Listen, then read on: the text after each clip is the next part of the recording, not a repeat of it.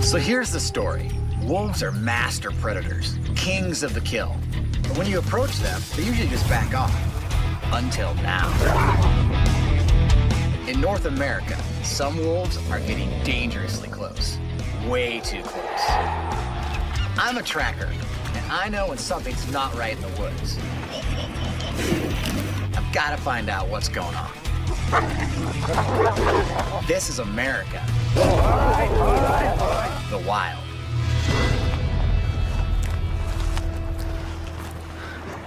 This is a great sign right here. You can see right here where wolves laid in the grass, chewed on this. Vertebrae of some mammal, I don't know what. And there's quite a bit of flesh and greasiness stuck to these bones. So good news is we know there's wolves, and there's wolves very close to here right now. I'm on Vargas Island, British Columbia, a gorgeous place just north of Vancouver. And I'm trying to track down some pretty unusual wolves. A little slippery on these boots. Check this out. This is a great wolf track right here. The two lobes in the back, the four toes, the claws out in front. That is a great sign. So the wolves that live here are a little different than the wolves I'm used to back in Yellowstone. They're not shy. In fact, everything I know about wolves is that they avoid humans at all costs. But here, they're attacking people. They're attacking dogs. I mean, this is very different than anything I've ever heard of. More now on those wolf attacks in Tofino. Since Friday, 2 dogs have been preyed upon by wolves. I think there's just a lot of fear in town. More now on tonight's top story, the wolf attack on Vargas Island. A young man who might not be alive tonight. Kayakers are being warned by BC Parks to be extra careful around wolves.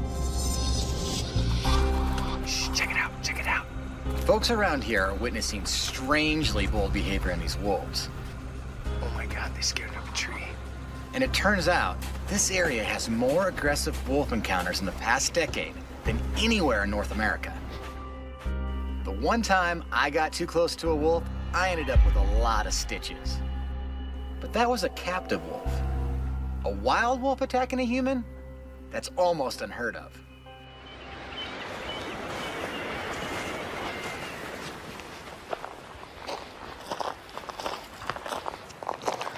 Tons and tons of tracks.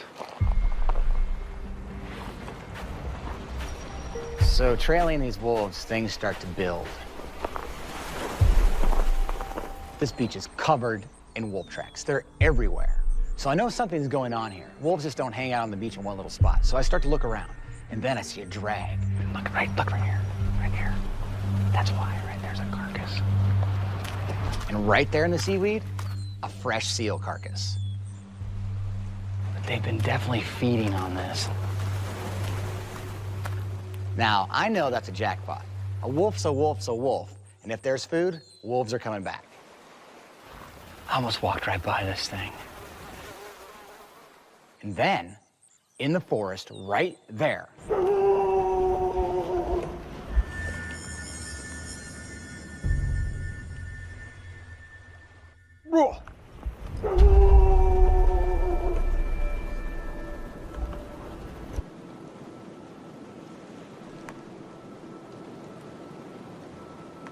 right there, in that big forest,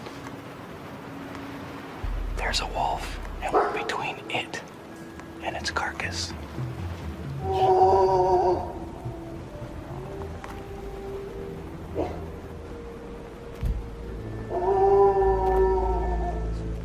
Usually, they give out that call when they're calling to their other pack members, when there's an emergency situation that needs to be dealt with. And at that point, they're talking about me.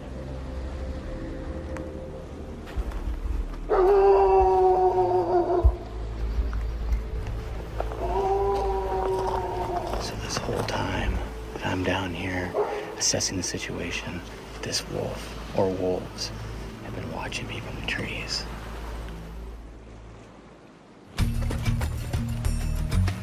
Hanging out between a predator and its kill isn't the greatest idea. But this might be my only chance to get close shots of these wolves' behavior. So now I gotta attach this camera as secure as I can so that they don't run off with it. About the goofiest camera trap setup I've ever constructed here. Good luck, dude. Getting you some wolves. So now what I gotta do is just find the natural path. And what's so cool about the beach is that there's a wolf highway. There's tracks everywhere, so it's kind of a no-brainer. Give it a little camo here.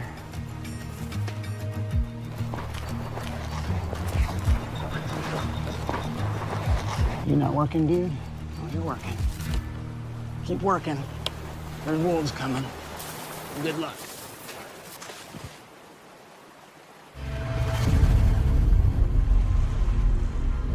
Nighttime is wolf time. My cameras are set. I just have to wait it out. But I'm a little cautious about spending the night on the beach. This is right where that kayaker got attacked by a wolf. It's the middle of the night. The kayaker's camping on the beach. The wolf approaches, which is really unusual. Guy wakes up, obviously surprised. Tries to push it away. And the wolf bites him in the head, shreds his head real gnarly. Wolf takes off. Guy gets over 50 stitches and is lucky to be alive.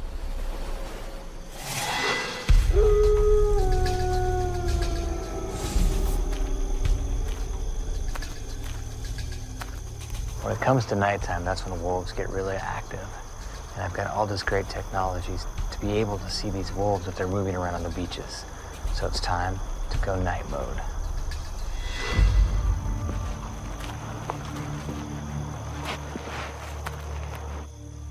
I don't think anyone has ever filmed a coastal wolf pack at night. It's super dark and totally unpredictable. I'm completely reliant on these. With the waves breaking behind me, I could not hear anything that was approaching me right now. So I am completely blind without this equipment right now. I have scars on my body from an attack that happened to me with some captive wolves. And the true difference between captive wolves and wild wolves is captive wolves are not afraid of people.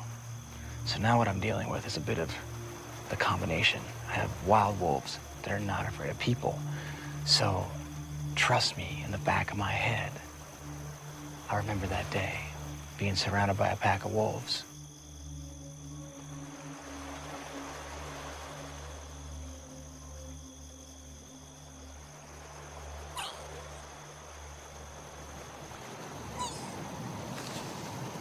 What was that? Did you hear that? I just heard something. I don't know what it was. It's like unlike any other noise.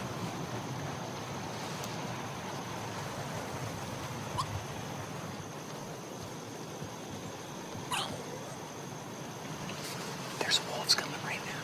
They're coming back to the carcass. There's a bunch of them coming in.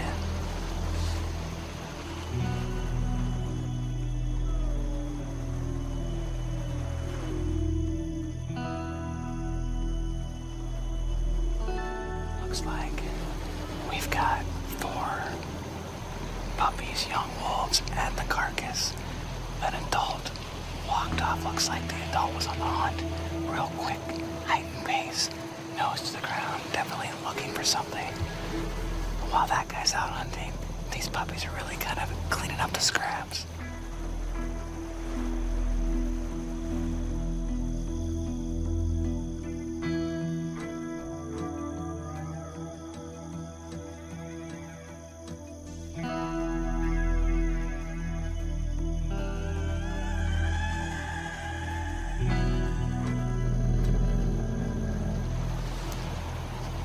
I think they're growling at each other.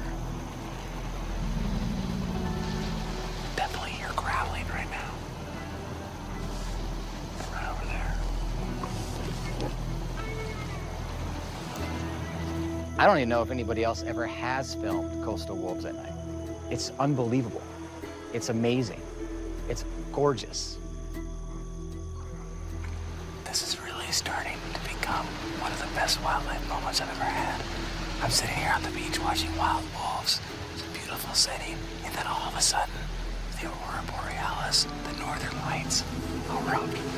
And this is so, so cool.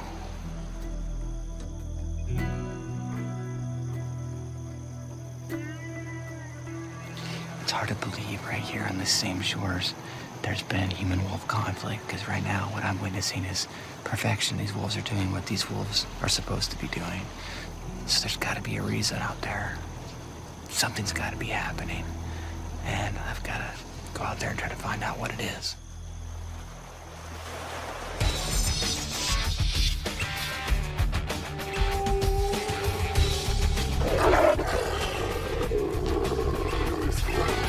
This is the place to learn what makes wolves tick. Wild Spirit Wolf Sanctuary. It's run by this guy, Leighton Cougar, also known as Wolf Daddy. He lives with wolves, he plays with them, and sometimes he becomes them.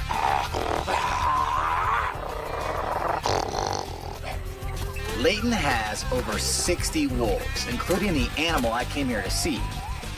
A weird cross between a wolf and a dog, called a wolf dog.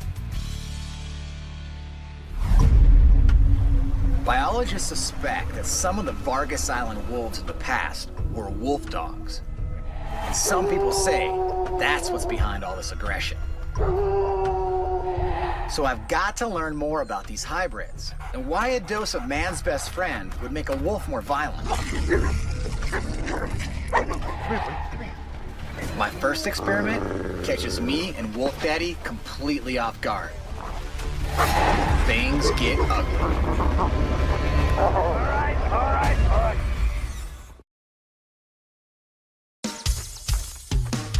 Well, what we're doing is we're rescuing captive bred wolves and wolf dogs from people who try making them pets. Often people think that if they get a wolf as a puppy and they raise it like a dog, it'll grow up and do just like a dog. But it can't. We have no doggy thoughts, no doggy daydreams, no doggy desires. So, in my investigation, if I really want to dig in and learn about wolves and wolf dogs and compare the two, there's no better place than right here. There's no better place. No, we have it all. This is your petri dish. This is an experimental place where you can see all the different degrees from pure wolf to total dog. I know wolves pretty well, and I know dogs pretty well, but sometimes it's hard to tell who's who. Leighton brings out white wolf Flurry on the left and husky dog Zodiac on the right. Look at this. I mean, here we go. Canine action. So this is A lot of stuff happening This right is here. called ritual domination. The wolf isn't interested in being super dominant, but he is absolutely interested in making sure this dog knows that he's in charge.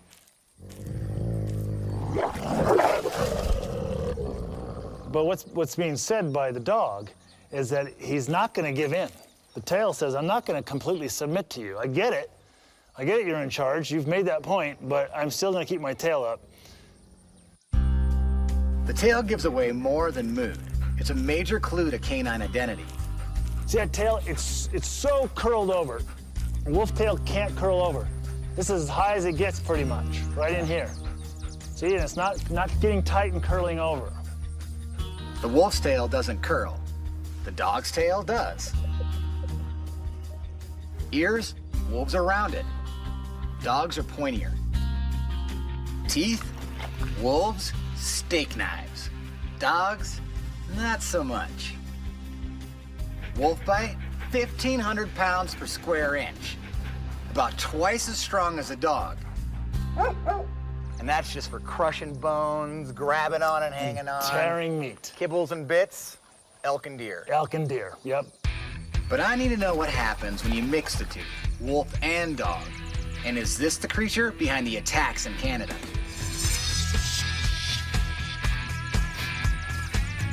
All right, now, so this guy is a bullet. He's gonna come at you fast, But just do your deflection. If you can handle a grizzly bear, you can handle this one. Tap into some of my old, Yes. my old moves.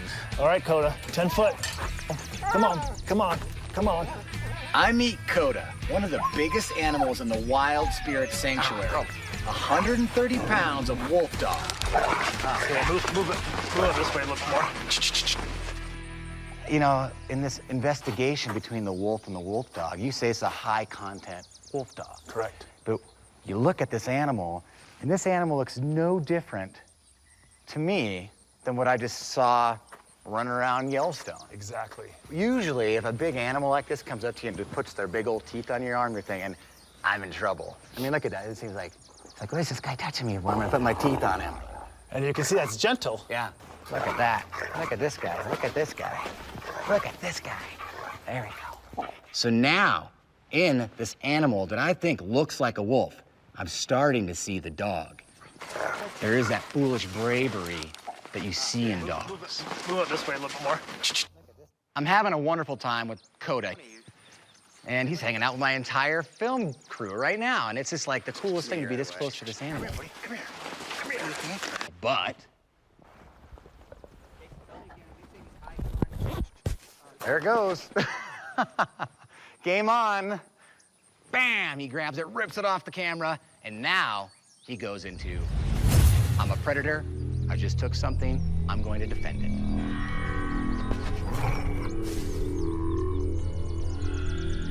That was really the wolf tapping into this animal. He saw Fuzzy, he grabbed Fuzzy, he's chewing up Fuzzy. It's a mike today, not a deer. So Leighton, being the great animal guy he is, comes up with the old animal trick. You want to get something from him, you got to give him something a little better. So I pull off my gloves, I wad them up in a ball, and I toss it. Don't eat it. No, don't eat it. It's not food.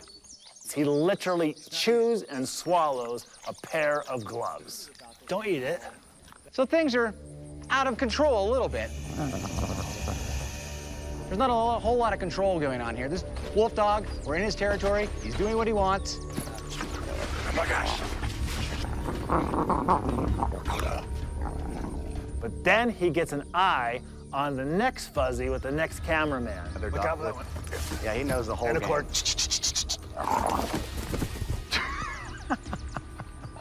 Here, there was what they call the crazy Casey laugh. Tight. No, yeah. Quick. I mean, when you get in... All right. The dog has gone away. The wolf is there.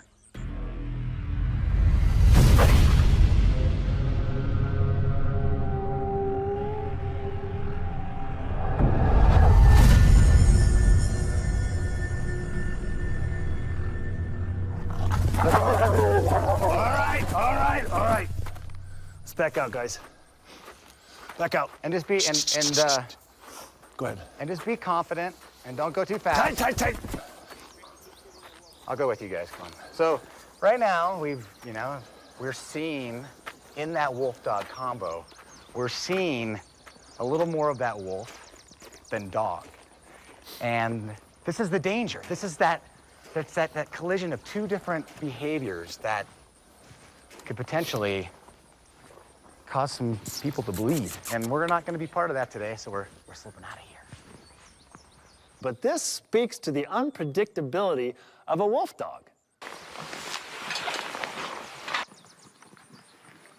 You know, it's interesting because the animals that I'm investigating in Canada are very, very similar to Coda here. What saved you is the fact that you have this experience. You know how to react to this animal. And if you didn't have that experience, that could have really... Could have gone really bad. My encounter with Coda showed me just how confused wolf dogs can be. They have one paw in our world and one paw in the wild. Just think about it. You're a dog who wants to play and be near humans, and you're a wolf who wants to be out in the woods chasing prey. And maybe this confusion led to the kayaker attack back on Vargas Island. The fearless dog approached him, and the predatory wolf tore him apart. I'm amazed at how wolves can thrive in almost any habitat. And maybe breeding with dogs is how they adapt to living near us.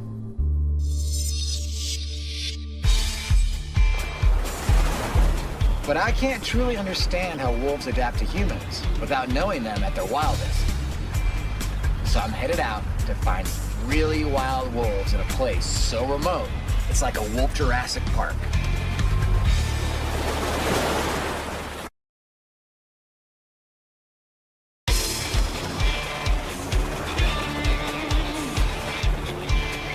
Well, we're just headed north up to the Great Bear Wilderness. We're gonna look for truly wild, untouched wolves in some of the wildest places on the planet. The Great Bear Rainforest is this gorgeous, like, maze of mountains and inlets.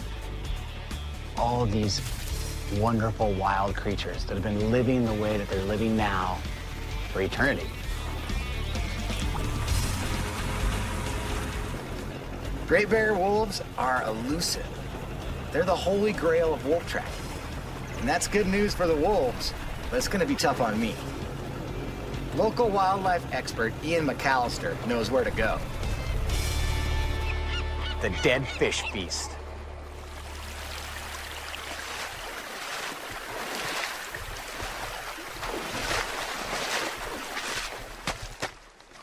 It's a graveyard.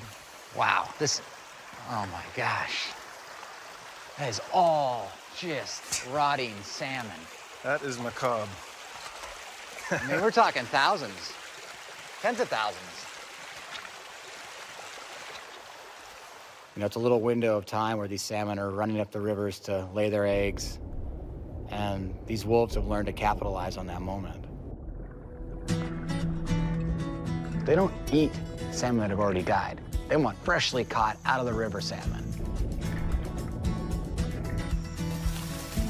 But the chances of seeing these wolves fishing is like zero.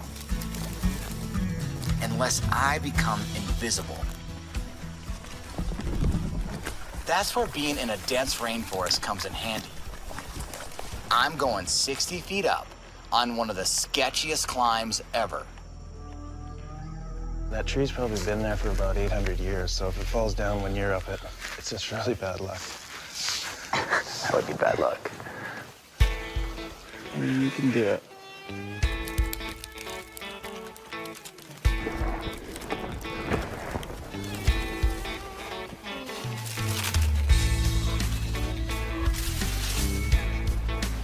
Oh, this is not easy. There's all these branches that angle down towards the ground, so I can't get a good foothold on anything. Slippery like crazy. I'm out of breath. Using my elbows and my knees to hang on because my feet are sliding so much. My hands are so cold and wet.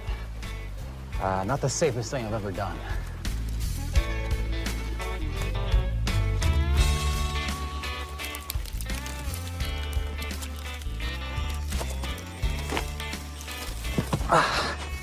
Oh, knocked myself out with my binoculars in the last step, but that was stupid. All right, wow. It's quite a view. It's gonna be a long night.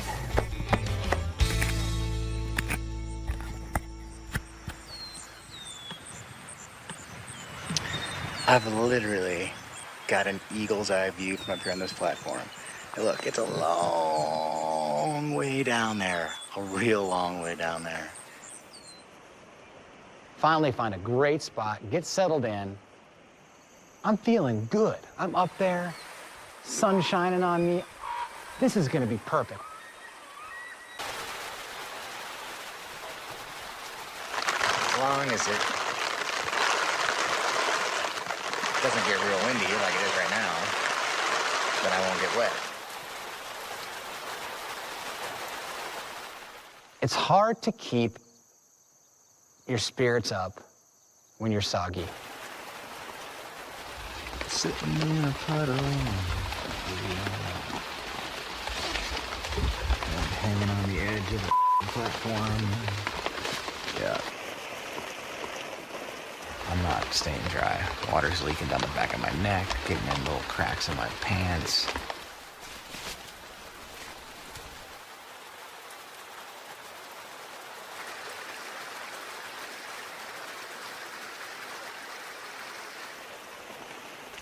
There's nothing normal about this.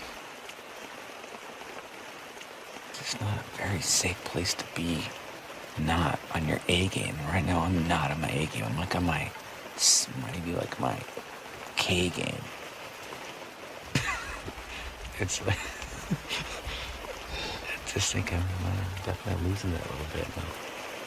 And one thing I know about wolves, losing it is not an option.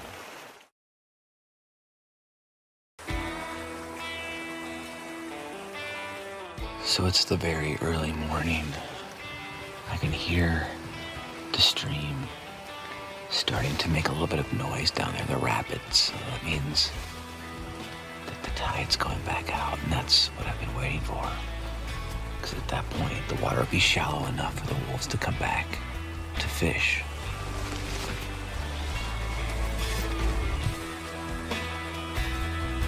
The first thing I see are bald eagles. Thermal cameras picking up their heat like stars.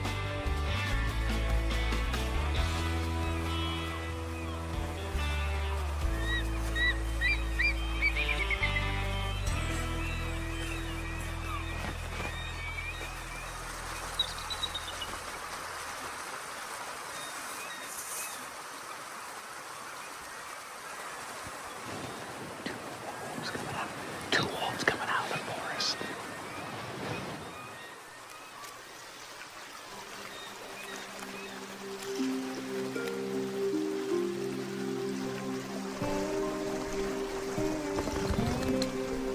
There's a wolf. Right.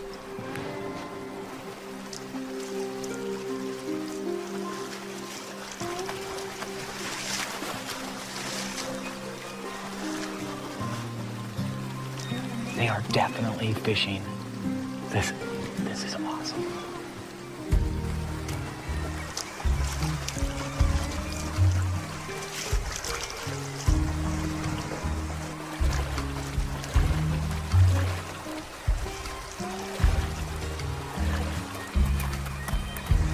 Oh, the one just went.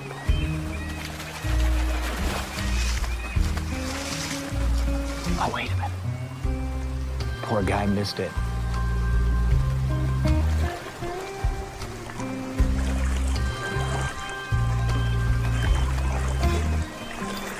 Oh, he just got one too. He just got one too. They both got salmon.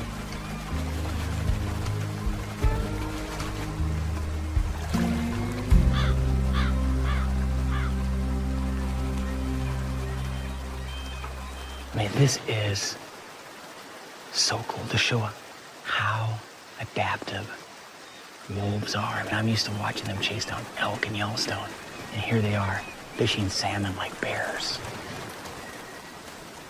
For this morning to all come together and to sit right up here, I never thought I'd see this.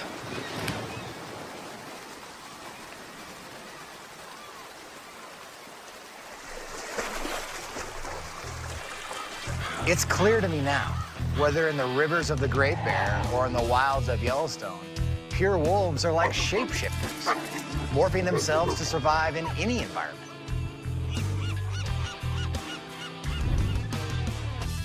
But when our worlds get too close, the wolf's ability to adapt can be a problem, because interbreeding with our dogs can create that fearless wolf dog.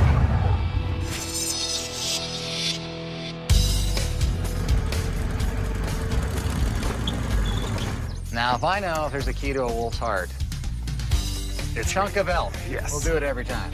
Think you better than that. Well, let's pull it in there. Hang on, let me get my glove. It's getting heavier by the moment. You know, it's crazy. It's, you know, this is only a quarter of this animal. Just gives you a perspective of how strong these animals are. I know a pure wolf is driven by two things, feeding and breeding. But a wolf dog isn't so clear-headed. So I've got an experiment that'll show me what happens when you take the two animals and put them into a wolf pack.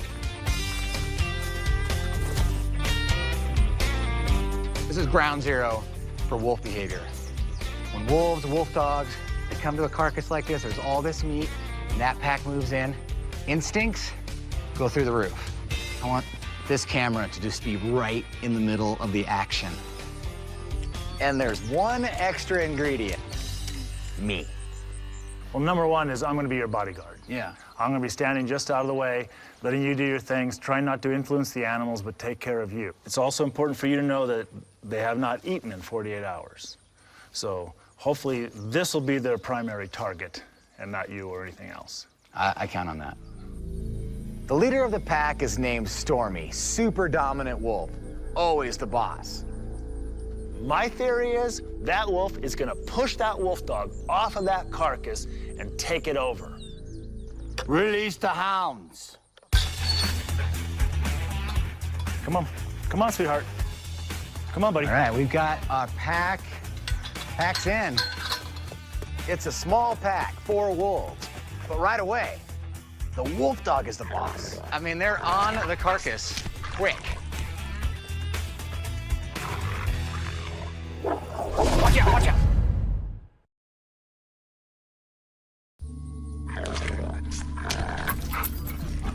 So what do we got here, man? So the one that's first on the carcass is the alpha. It's a wolf dog. So he's just, again, bravery right off the top. He's on that carcass, and he owns it. So right now, man, he's being a dominant wolf. Regardless of the dog, the instincts are there. They're on high. He's letting them know, I'm the alpha, this is mine, get back. Just like I witnessed in Yellowstone, the wolves go around very skeptical of the situation. Hey, there's a human next to that carcass. I'm not gonna move in there, even though I can barely stand it. I'm not gonna go in there without really assessing the situation. Wolf dog, meat, people, I don't care. I'm chowing down. You're getting it all to yourself. And I kind of wonder if I slip out of here for just a second, let the other guys come in, as they really want to. They want to eat. That's what a wolf wants to do. And let your buddies in. I'll come over here.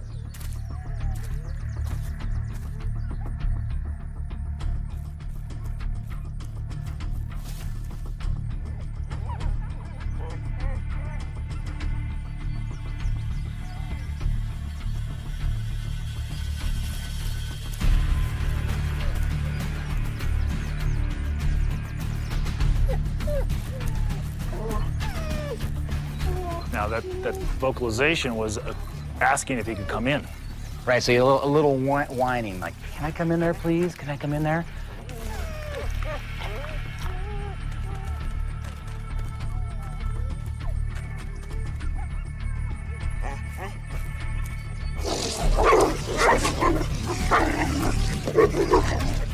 Now he's back to the prize. He's back to the food.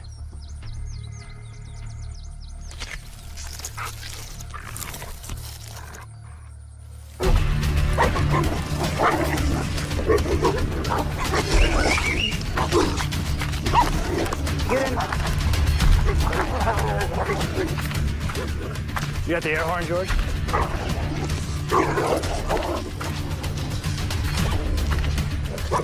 And I'll tell you, they're figuring it out right now. I mean, they gotta figure it out, right? That's what's happening. This is wolf body language. This is what they do. Growl, snarl, teeth, dominate, get their hackles up, tails up. We're working it out. He's torn. He's torn right now. Food or dominance? Food or dominance? Food or dominance? I don't know what to do here. What do you think, man?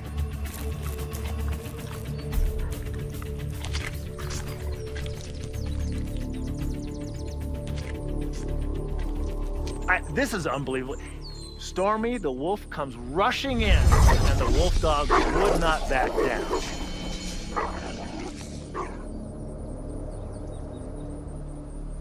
I mean, this experiment is actually kind of really hammered home what we've learned. What we've learned here at this facility is that, you know, I think that meat source, with my proximity to it, I mean, that represents town. Food, humans, town.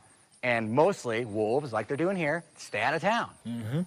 But wolf dogs, they're willing to cross that line. They're willing to do that, and that's what he's doing. And he's the only one that's doing that. What do you think? We purposely took from the wolf that fear to create a dog. And now, that lack of fear has gone back out into the wild. And those wolves are coming and jumping the fences, and they're coming in town. And that's creating a dangerous animal.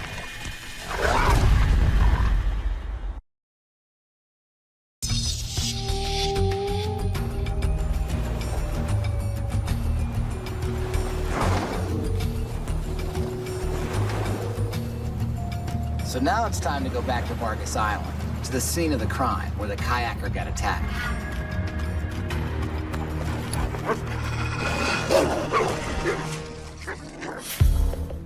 Using its feet on the rocks here because they don't want to make noise. Completely silent. See, he's Local guide John Ford is really familiar with the wolves here. He takes me to a beach where he witnessed something unbelievable. Okay, so they're coming right across here. And he got some amazing footage. I picked them up on the other side and then came around here and saw them come out of the bush, and they just worked their way along the shore. And see, I mean, what I see here right away is, you know, what I would call a pack on patrol. I see that they get locked in on something. Something's happening ahead. And what they're locked in on blows my mind.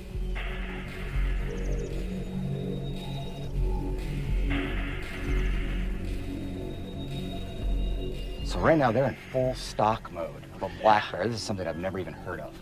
Yeah, pretty phenomenal. I couldn't believe how lucky I was to witness this and get it on film. We're about ready to go to battle with something that's got teeth and claws.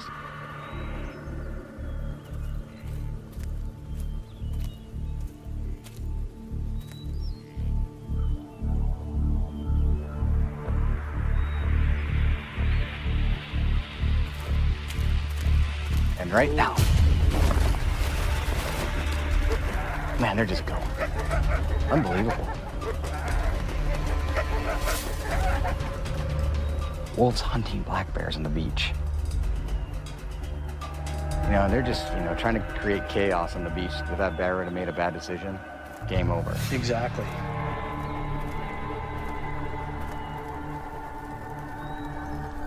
In Yellowstone, wolves and bears are on the same level. But here on the coast, wolves are looking at bears as prey.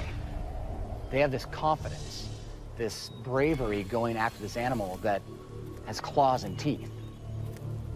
I've come across wolves out in the wild, hiking or whatever, and I've never been concerned. After filming this, watching this, I do not want to be out somewhere and run into those particular wolves. If they can look at a bear that way, how do they look at us? Some scientists say that the wolves on Vargas Island once had traces of dog in them. Today, they believe the pack could be pure.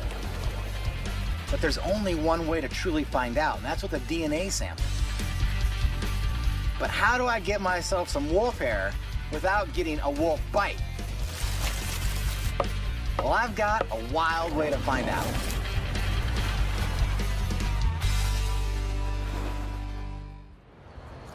Meet my friend Fluffy, the animatronic wolf. Watch this. I'll be hiding over there. He'll be on the beach in my snag system. His head moves. His tail moves. He falls over on cue. Play dead.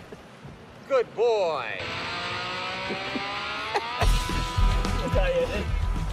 This might be one of the crazier things I've done, but I've got to give it a try.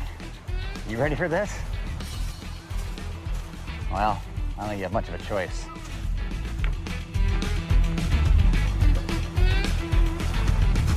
If these wolves are fearless wolf dogs, then maybe they'll want to come up and give Fluffy a sniff. And then hopefully, they'll leave behind a lock of fur. Insta barbed wire. If you know me, the last thing I want to do is hurt a wolf. And the wolves here on the coast, they're walking through this stuff every day, all day long, so this is nothing new to them. He's rock solid, in place. Got a few hours of daylight. I'm gonna go over there and hide. Hopefully the wolves come back tonight. Good luck, bud.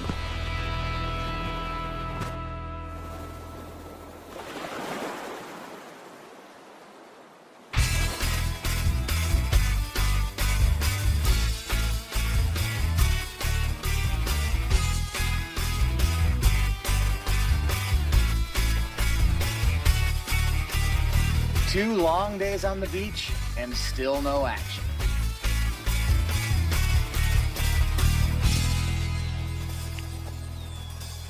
Wanna bite? Fluffy didn't get me the DNA sample I wanted, so it's time to pack it in. Wolf, wolf, wolf, wolf. Look right there in the driftwood. Perfect camouflage. One of these elusive coastal wolves. It's a full-grown adult ripping into a seal carcass. And what's crazy is that I'm right here and he just keeps eating, just like a wolf dog. He's definitely looking at me. Ripping big chunks of meat off. But when I look at this wolf, I don't see any dog features. Its ears are round at the tips, just like a wolf's are. And its tail doesn't curl up like a dog's. But on the other hand, it doesn't seem to be afraid. And that's more dog-like than wolfish. You can see him really pulling back, using those carnassial teeth, these very sharp, saw-like teeth in the back of the skull. They use like a saw and just grind and cut and crunch with their jaw pressure. Lions, even wolverines and bears have these same teeth. So cool to be this close to a wolf, a wild wolf.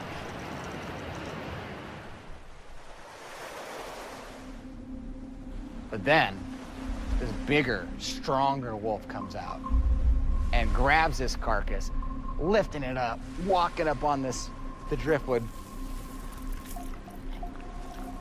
I can't be sure if these are wolves or wolf dogs. But one thing's clear, this wolf pack has adapted to humans. It's living up to the coastal wolf reputation. It just doesn't care about people that much.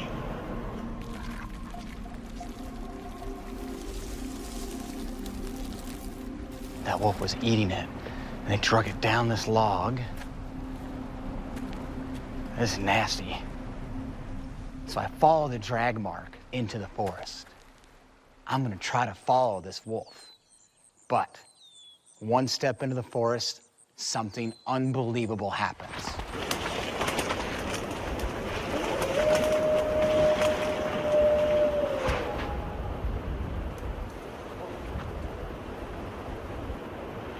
There's definitely a wolf back in here.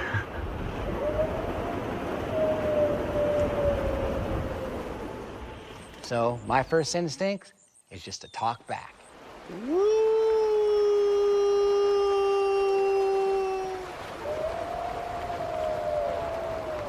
Definitely talking back.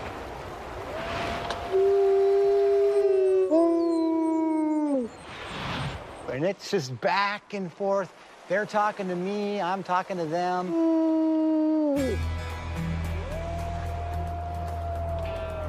I don't know what the heck they think of me, but... Even though I can't see the wolves, this is actually the perfect encounter. Because whether they're pure wolves or bold wolf dogs, we're communicating at a distance. The distance that keeps us both alive, even as we move closer. So I have no problem saying hello or goodbye with a howl. In fact, it's a parting reminder to leave wolves be on the wild side.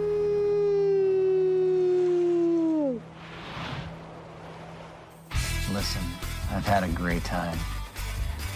And I'm really attracted to you. I don't know what it is. I think it's your eyes.